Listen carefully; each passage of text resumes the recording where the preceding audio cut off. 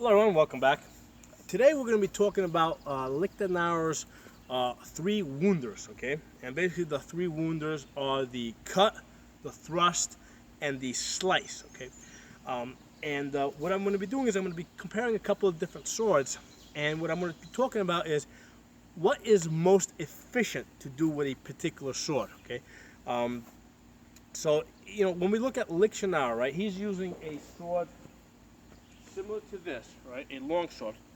Now, one of the things that we'll notice is that, he uses lots of cuts, right, but most of the cuts that he makes are either to the opposing blade or to the head, okay? He doesn't really make a whole lot of cuts to the body. And the other thing that we'll notice is the slices. I mean, he uses slices, but he really doesn't use them that much. Most of the slices that he uses, for example, are to the wrists. Like, so he says that if somebody's attacking like the buffalo, right, and he cocks his hands back like this, okay, what we're to do is basically come in, catch him underneath the wrist, slice him, come back to the other side, cut and slice again, okay? So I believe we see this in a couple of other places where he's slicing, but he doesn't slice that much, okay? And the reason why I believe he does this is because with this type of a sword, it is not very efficient to slice, okay? And it's not because the sword's not sharp. The sword is plenty sharp. But when we talk about efficiency, we're going to talk about it in terms of fencing times, okay? And the fencing time is a distinct action. Now, some fencing times can be faster than others. So in those cases, I'll usually refer to them as a half fencing time, just to kind of distinguish it. But let's look at this type of a sword. If we make let's compare a cut, two cuts versus a cut and a cut and a slice. Okay, if I make a cut, right? Let's say I do a sword chop. Sword comes here, goes there. Okay, as you can see, the sword moves pretty efficiently from one side to the other side. Okay, now let's look at a slice. If I make a slice, okay, and then I pull it back, okay, this blade is, because it's not curved, it takes a full fencing time to bring it back. Okay, it's not like a curved sword. And I'm basically using a katana right now because this is the only curved sword that I have. But this can just as well be a saber or some type of Middle Eastern sword. With this type of a sword, because it's curved, it is really easy to make slices. And as you can see, as I'm slicing, there's just chunks of wood that is coming off this post. The sword wants to slice. First of all, it's a little shorter, and because it's curved, it just flows easy. So what's happening here is, if I make two cuts, right, and I put a slice in between this. So let's say I make a cut here. As I go to the next side, I don't use up any fencing times for that slice. Because what's happening here is I make my cut. That's one fencing time. As I move to the other side, I'm slicing. And then I make that size. So I'm not using up an additional fencing time in order to make a slice with a short curved sword. With the longer straight edge sword, okay, if I make the same cut, I need to use a full fencing time to pull it through, come to the other side, and then make my cut or my slice on the other side. Okay, so with the curved sword, I'm not using up an extra fencing time. With this one, I am using a fencing time just to make that slicing cut. So the question becomes, should I use up my time, right? If I make that cut, should I use that time to pull through, or should I just cut there and then basically just come to the other side? And I think it's a lot more efficient just to take off and go to the other side. Okay, so that's one example of efficiency. I don't feel that it's efficient to make slices with this type of a sword. And let me use another sword. You guys have seen me use this sword a lot, because this sword basically works really well with a full-size shield, because they're really of the same time period. And now, of course, they use other types of swords in that time period with the shield, with full-size shields. One of the things I like about this sword is it makes really powerful cuts. Okay, you know, you can go from side to side and make a cut. Now the question is to make a slice. Let's say I make a slice. From there to pull here, okay, it takes a lot of effort to pull the sword through, clear the long blade, and then come up and make that other cut. So to me, it's a lot more efficient just from there, just to come around and go to the other side. Okay, so this is another example of you know, efficiency. I mean, because remember, with fencing times, while we're doing something, our opponent is also doing something. Okay, so you know, we make a movement, our opponent makes a movement. So any movement that we make, if I make a cut to this side, okay, there's a good chance that that cut might have been blocked. He might have his blade on it, or maybe it hit a part of the body that basically had, let's say, some type, you know, might have more protection. Now we are in the period prior to the 15th century, so there's no plate armor in the period that I generally cover. People are either using mail, leather, or layers of, you know, cloth like linen. Okay, now if somebody's in mail, it is pretty obvious that the slice is going to be obviously worthless. So definitely against mail, we're basically using percussive cuts. Okay, you can see how this sword, without too much effort, really moves this post that's about, you know, 2 feet in the ground. Okay, let's go back to the katana. Okay, which we've already established is a really good slicer. How about using this to make those cuts? Okay. Okay. As you can see, this sword does not cut as well as this sword here. Okay. And the reason is because this sword over here basically has more blade mass. Okay. So this sword cuts better. It is more like, it puts, you know, when I make a percussive cut, it moves that post. Okay. This sword here, when I make that cut, it doesn't move that post as much. There's less force being transferred into it. So with this type of sword, it definitely makes more sense to use more slicing cuts. Okay, because it's just going to be more effective. Okay. Now let's talk a little bit about thrust. Okay. The rapier is basically, you know, obviously it's a sword that's really good for thrust. So that's what it was designed for. Okay, it has great point control. Okay, you know, right now, how about a cut? Okay, and they did use, you know, they did make cuts with rapiers. All right, let me hit this piece of wood here. Okay, this blade is basically bouncing off of that piece of wood. Okay, let me try this sword. Now here's the thing with rapiers. Okay, a lot of rapiers were basically long swords that had basically a complex hilt on it, you know, suited for one-handed. So if we look at a lot of historical rapiers, they did have much heavier, thicker blades, and there's many, you know, blade profiles that would be similar to this. And in fact, this, you know, this moves. You know, I mean, I can do rapier fencing just as well with this sword. You know, it has good point control. Okay, you know, I can hold this out. You know, I can easily hold it out here. You know, so you know, this sword is a very good representation of some period rapiers. Okay, all we would have to do really is just change the hilt a little bit, and it would be the same weight back here. You know, because basically we would you know, take off some of this stuff here, and in its place we would replace this weight with maybe you know, some more hand protection. But the sword is going to move, you know, in the same way. Okay. So let's go back to the cuts. Okay. Now this is a sharp blade. Okay. I'm going to make a cut with the tip. Okay. Okay. Look at that tip. That tip is freaking bouncing off that wood, and the reason is because there's just not that much mass up here. So making a cut, a tip cut with a rapier, I mean, even if I do this two-handed, right, that sucker's not bouncing, you know, I'm sorry, it's not biting. There's just not enough meat over there, and this, like I said, this is a sharp blade. Let's make a cut down here, and I'll just do it single-handed. Look at that. You saw how that bit into the wood?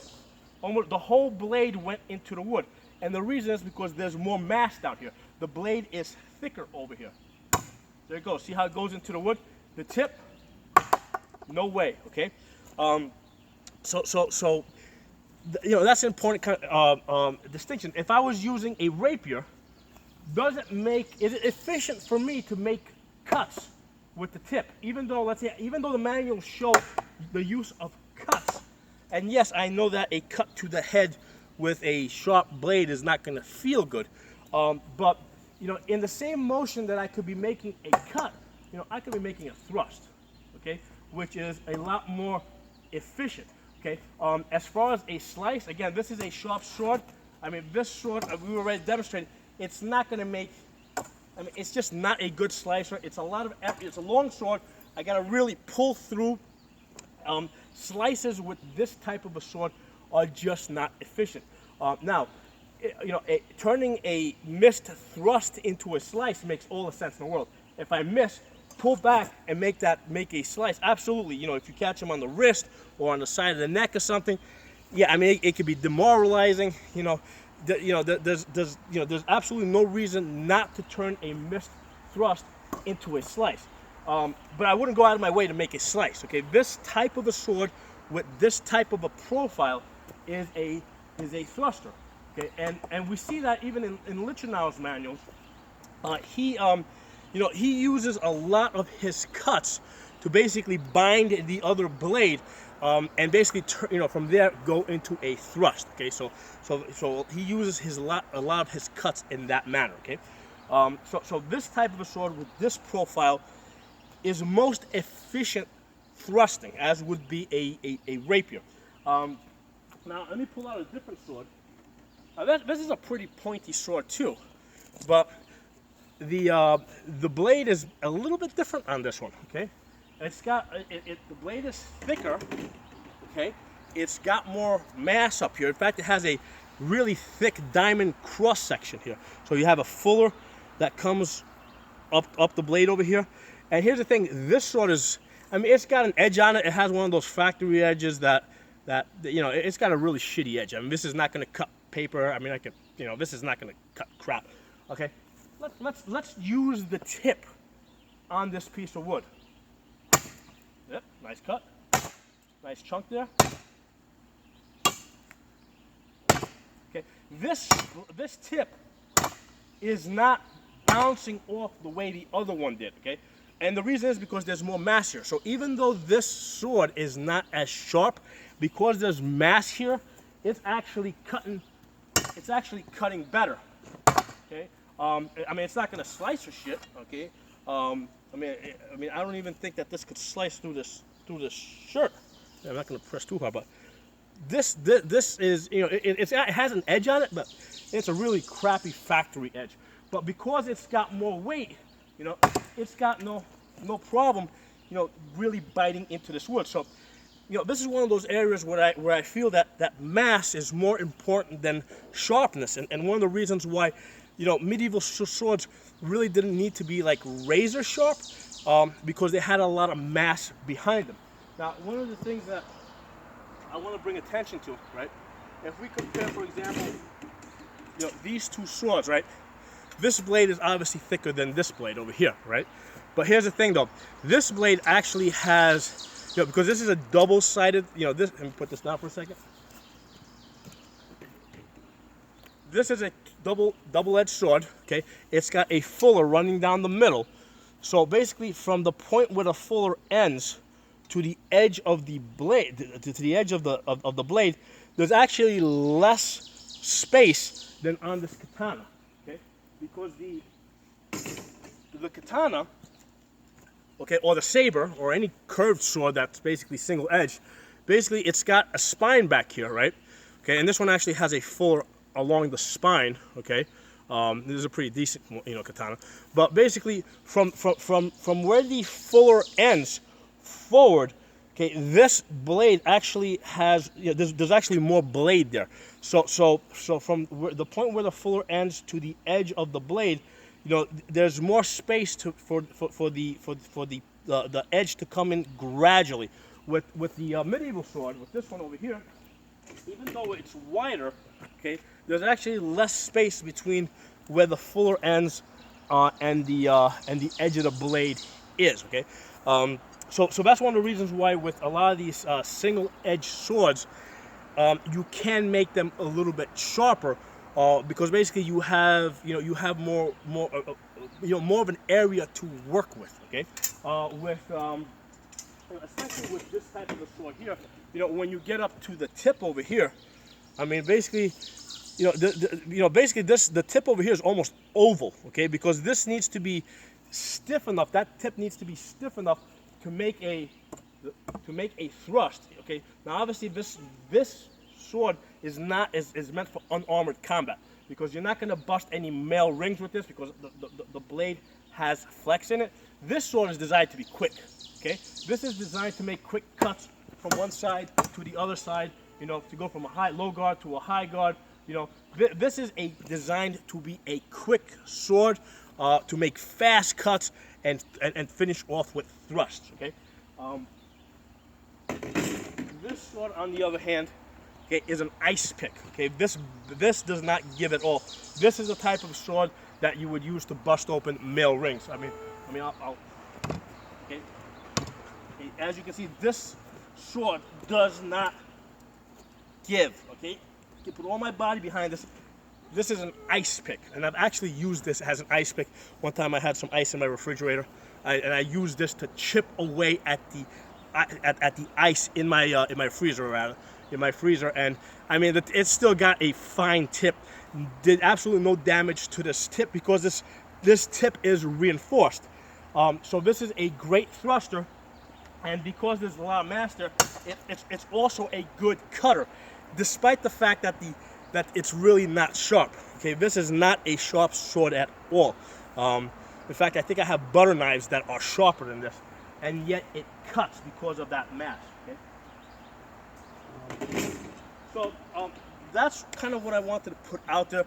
I want you, when you're thinking of cuts versus thrusts versus slices, think in terms of efficiency and fencing times. One of the things that I've discussed in a prior video, okay, this sword here is not a great thruster. Okay, I mean it's got a pretty wide tip. First of all, this sword is not super sharp either. Okay, this is kind of like a butter knife, but despite being fairly, I'm not going to call it dull, but despite that, okay, it easily takes off chunks of wood, and that's just because it's got a lot of mass at the end. Now this sword, it's ideal for fighting from horseback because it's long. You can be on horseback as you're riding by. You use the mental of the horse to cut across or cut down at people on the ground. Okay, but this sword is not a great thruster because you've got that bend. Okay, this is designed to be a cutter. Now there are ways I do make thrusts with this type of a sword, and let's talk about how I do it with this sword and why I do it.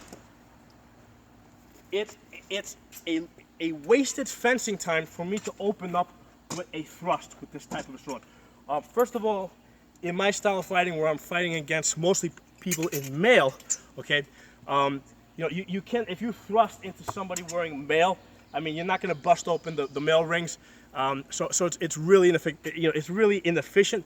You want to basically use this sword to break bones through mail. So if I'm going to make a thrust, I'm going to be making it into the face area where I know there's no armor. So let's talk about how I use a thrust with this sword. I basically use the thrust to gain a fencing time. Okay, this is all about efficiency. So here's the thing, with this type of a sword, right? If I make a cut, okay, if I want to cut, let's say to the same side of the body, I have to completely reload the sword. So 1 fencing time, 2 fencing times, 3 fencing times. Okay, so I'm using 3 fencing times to make 2 cuts. Okay, in order to go to the same side. Okay, if I'm going to go to the opposite side of the body, it's actually more efficient. So basically 1 fencing time, 2 fencing times. So in 2 fencing times, I made 2 cuts. Okay, as opposed to using 3 fencing times to make 2 cuts. Okay, so again, that was 2 fencing times for the other one, whereas this one is 1 fencing time, 2 fencing times, 3 fencing times. Okay, so it's more efficient to go to the opposite side of the body when I make a cut with the sword.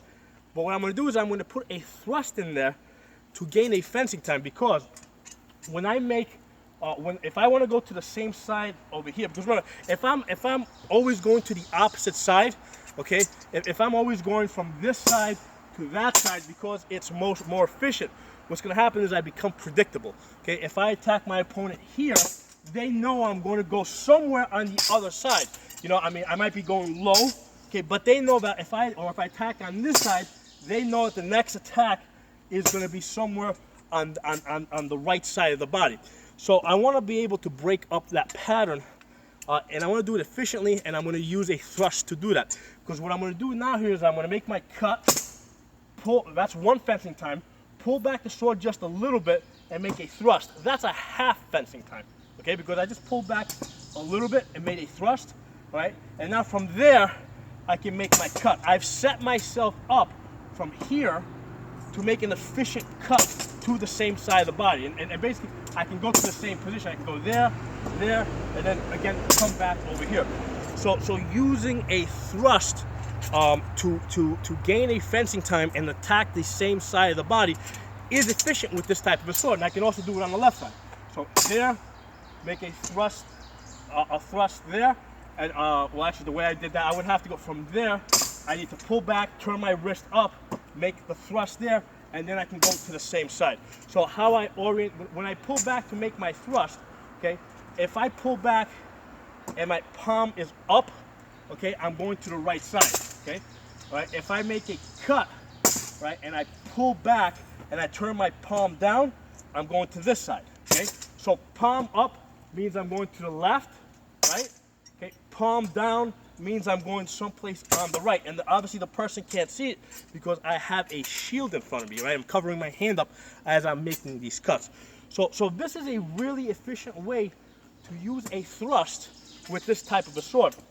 I'm putting that thrust into the face, and I'm using it to gain a fencing time so I can attack the same side.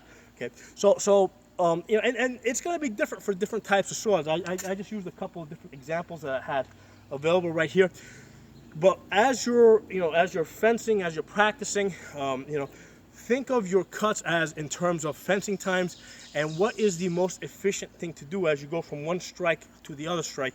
And if we look at, you know, Lichtenauer's plays, I'm really big on following Lichtenauer's plays because his style works really well with sword and shield, you know, as well as with sword and buckler, because he uses a lot of misdirection.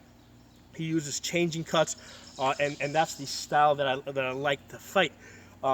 So as you go through your practice with the type of sword that you're using, think about what is the most efficient thing to do.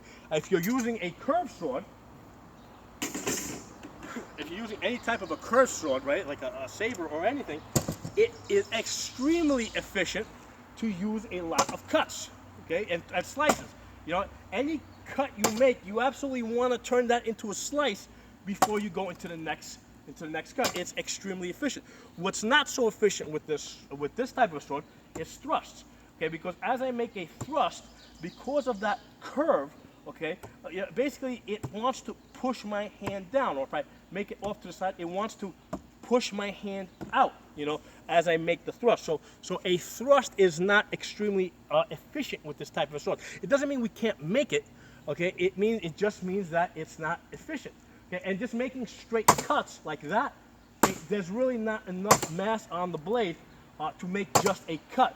A cut will be a lot more effective if I make that cut and follow it up with the slice.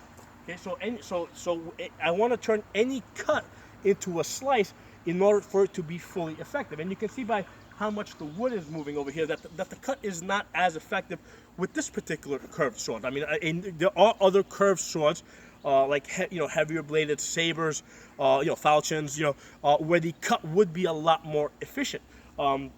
Something for you guys to think about. If you got any questions or comments, please post them. If you like the video, give it a thumbs up.